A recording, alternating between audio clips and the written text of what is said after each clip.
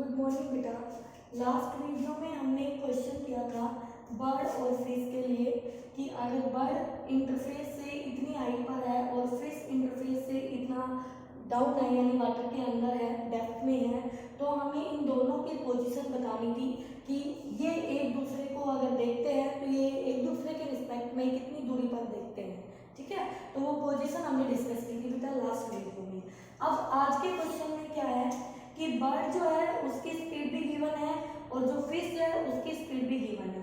आपको पता है कि बर्ड और फिश दोनों ही डिफरेंट मीडियम में है। बर्ड एयर में है यानी रेयर मीडियम में और फिश वाटर के अंदर है डेंसर मीडियम में। तो हमें बताना है कि जो बर्ड और फिश है उनकी स्पीड क्या होगी अंदर यानी अपेरेंट स्पीड बता सकते हैं आप, और एक दूसरे के रिस्पेक्ट में रिलेटिव स्पीड क्या होगी रिलेटिव टू बर्ड। ठीक है बेटा, तो देखिए सबसे पहले आपको वो रिलेशन ध्यान होना चाहिए जो रिलेशन मैंने कल भी वीडियो में आपको डिस्कस किया था कि जब हम डेप्थ की बात करते हैं तो अपेरेंट डेप्थ का रियल डेप्थ के साथ एक रिलेशन हमने पढ़ा था बेटा। ठीक है, ऐसे ही अपेरेंट हाइट का हमने एक रिलेशन पढ़ा था रियल हाइट के साथ। ओके, तो हमने बताया था डेप्थ 1/μ टाइम्स होती है और हाइट μ टाइम्स होती है। ये दोनों फॉर्मूले आपको अच्छे से ध्यान रखने हैं बच्चों, इन दोनों फॉर्मूले से ही आप स्पीड पर जाएंगे। तो अगर मैं इस फर्स्ट फॉर्मूले को लेके आगे चलती हूँ तो मैं इसको टाइम के रिस्पेक्ट में डिफरेंशिएट करूंगी तो मेरे पास आएगा d/dt और यहाँ पर ये अपेरेंट डेप्थ है इक्वल टू 1/μ बाहर है बेटा d/dt और यहाँ पर मेरे पास रियल डेप्थ है। ठीक है, तो ये पोजीशन है, ये क्या है पोजीशन, ये उसका सिंबल है। ठीक है, डेप्थ के लिए। तो बच्चों एक बात बताओ, जैसे यहाँ पर पोजीशन का टाइम के साथ चेंज लेते हैं तो क्या वो स्पीड होती है, तो यहाँ आ जाएगी apparent speed equal to 1/μ times of real speed यानी कि वी आर के इक्वल। ये कब किस केस में है आपकी, जब आप डेप्थ के अंदर पानी के अंदर की बात करते हैं। ऐसे ही हाइट के केस में आ जाएगी आपके पास, तो ऊपर यानी एयर मीडियम में तो वो आपकी क्या होगी म्यू टाइम्स। तो जैसे डेप्थ अंदर घट जाती है यानी कि जो फिश है पानी के अंदर है वो कम गहराई पे नजर आती है तो उसकी स्पीड भी जैसे रिलेटिव डेप्थ के साथ इसका रिलेशन है वैसा ही रिलेटिव आप ये कह सकते हैं कि जो हमारी अपेरेंट वेलोसिटी है वो रिलेटिव जो उसकी रियल डेप्थ है रियल वेलोसिटी होगी उसके साथ जो डेप्थ का रिलेशन है वही वेलोसिटी का रिलेशन होगा। ठीक है बेटा, तो इसी तरह इसका रिलेशन आप लिख सकते हैं। तो यहाँ पर v जो होगा वो म्यू टाइम्स होगा वी आर का। तो बेटा इसके लिए ये वाला फॉर्मूला होगा और इसके लिए ये वाला फॉर्मूला होगा। तो मैं दोनों की स्पीड निकाल लेती हूँ। अपेरेंट स्पीड क्या होगी तो देखना, जब हम बर्ड की स्पीड करेंगे तो एक तरफ हम बर्ड के लिए कर लेते हैं और एक तरफ हम फिश के लिए कर लेते हैं। ठीक है, तो बच्चों बर्ड के केस में अब बर्ड की एक्चुअल स्पीड क्या है, एक्चुअल स्पीड तो वो हमें दे रखी है 6 मीटर पर सेकेंड। तो बर्ड की अपेरेंट स्पीड क्या होगी स्पीड, तो आपको पता है कि ये तो अपेरेंट हाइट से रिलेट करेगी तो mu times of real speed यानी कि 6 और म्यू कितना है बेटा हमारा, म्यू हमारा 4/3 तो 4/3 इंटू में 6 तो ये आ गई 8 मीटर पर सेकेंड। तो आप इस 8 पर फोकस करेंगे, ये हमारी अपेरेंट स्पीड आई है बर्ड की। ठीक है, तो बर्ड की जो यानी कि जो बर्ड है वो फिश को इतनी स्पीड से आता हुआ दिखेगा क्योंकि जहां उसकी इमेज बनेगी वो इमेज ही उसको इतनी स्पीड से चलती हुई दिखेगी। ठीक है, अब फिश की बात करें तो फिश की एक्चुअल जो रियल है एक्चुअल स्पीड क्या है वो है 4 मीटर यानी कि 4 मीटर पर सेकेंड और मुझे अपेरेंट निकालनी है तो फिश की अपेरेंट स्पीड निकालेंगे तो वो 1/μ टाइम्स होगी एक्चुअल की, तो 1/μ टाइम्स ऑफ 4 मीटर की और म्यू हमारा 3/4 तो पलट के ये हो जाएगा 4/3 तो 3/4 हो जाएगा और 4 से 4 कैंसिल तो ये आ गई 3 मीटर पर सेकेंड। अब आप इस पे भी फोकस कर लेंगे 3 पर, ये हमारी अपेरेंट स्पीड है फिश की, किसकी है फिश की। तो आप देखिए ये दोनों एक दूसरे के रिस्पेक्ट में कैसे देखेंगे अपनी तरफ आते हुए, तो ध्यान से सुनो बेटा, जब फिश देखेगी बर्ड को तो ये खुद चल रही है 4 मीटर पर सेकंड से, और बर्ड इसको आती हुई दिखेगी इसकी बर्ड की अपीयरेंस से, यानी 8। तो 4 ये और 8 ये, तो आप कह सकते हैं कि जो बर्ड आएगा with respect to fish, bird with respect to fish वो आ जाएगी आपकी 8 + 4 12 मीटर पर सेकंड से, 12 मीटर पर सेकंड से। ओके, और जब हमारी फिश को हम देखेंगे, fish with respect to bird को रोक दो, बर्ड की स्पीड पलट के फिश को दे दो, यही करते हैं हम। ठीक है बेटा, तो इसमें जो बर्ड के रिस्पेक्ट में फिश 4 से, तो फिश की जो अपीयरेंट है 3 से ये और 6 से ये, तो 6 + 3 यानी 9 मीटर पर सेकंड से हमें फिश बर्ड के रिस्पेक्ट में आती हुई नजर आएगी। ठीक है, तो ये उनकी रिलेटिव स्पीड का एक क्वेश्चन था बेटा जो हमने डिस्कस किया है। ओके, तो इसको ध्यान से कर लेना बच्चों। उसके बाद देखिए नेक्स्ट क्या है हमारे पास। अगले टॉपिक पर जाने से पहले मैं आपसे डिस्कस कर लेती हूँ कि जो बबल होते हैं वाटर के अंदर, बबल तो वो होते हैं एयर बबल। क्या होते हैं वो? Air bubble. तो ये वाटर है और इसके अंदर ये बबल है ऐसे, तो यहाँ पर एयर है।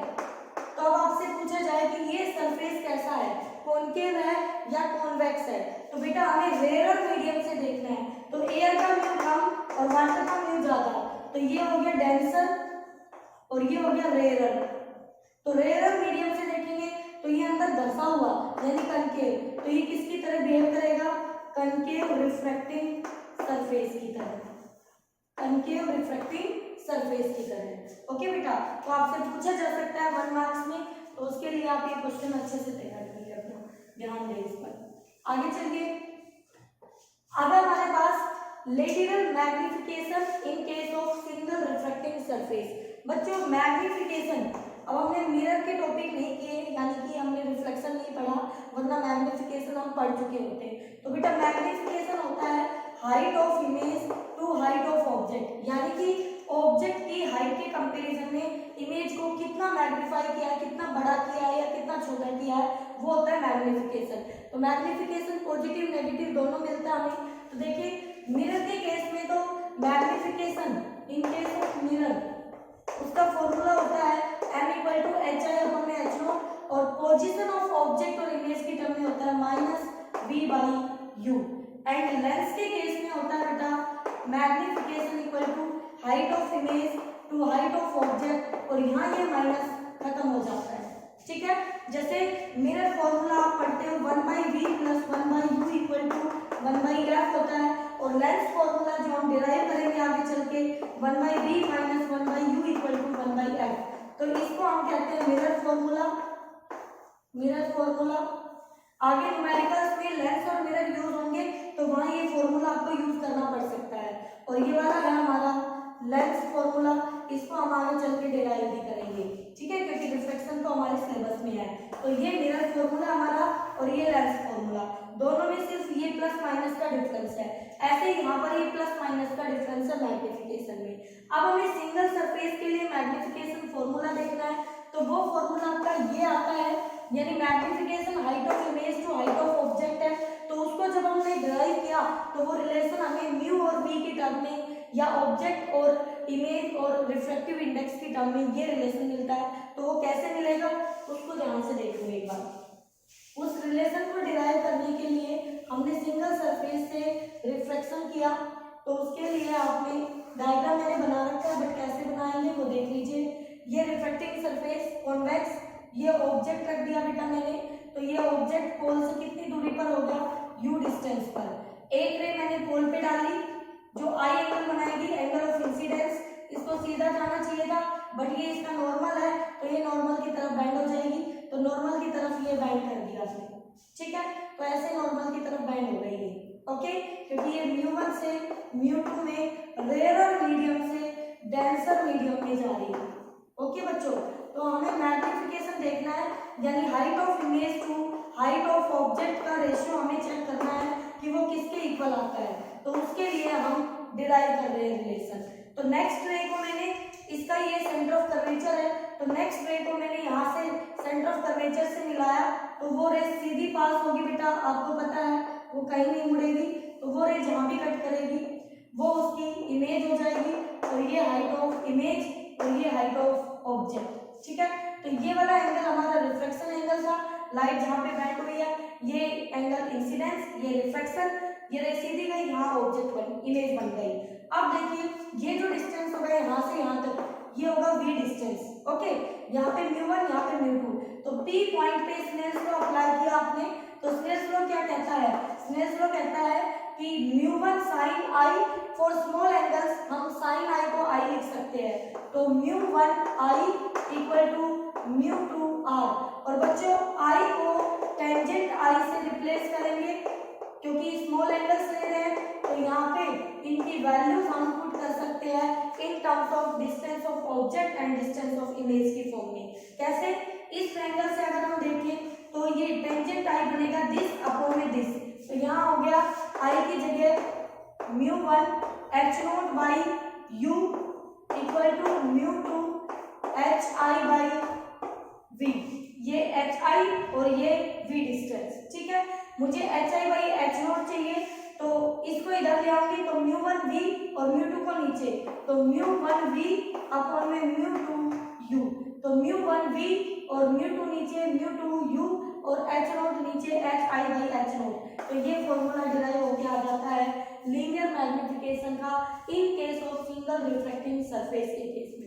ओके बेटा, अब रही बात मैग्निफिकेशन का नेचर कैसा होगा, तो ये इसकी वैल्यू 1 भी हो सकती है, ग्रेटर देन 1 भी हो सकती है, यानी m equal to 1, m greater than 1 and m less than 1, तीनों पॉसिबल है। कैसे, जब hi h0 के इक्वल होगा तो m 1 के इक्वल होगा, जब hi यानी इमेज h0 यानी ऑब्जेक्ट से बड़ी होगी तो m ग्रेटर देन 1 होगा, और जब इमेज ऑब्जेक्ट से छोटी होगी तो m लेस देन 1 होगा। इस तरह से आप फाइंड आउट कर सकते हैं बेटा मैग्निफिकेशन की वैल्यू। ओके, क्लियर है सभी को। अब एक फॉर्मूला और देखिए, आपने रिफ्लेक्शन पढ़ा सिंगल सरफेस के लिए, तो वहां फोकल लेंथ का रिलेशन देखिए क्या आता है। हमने लिखा था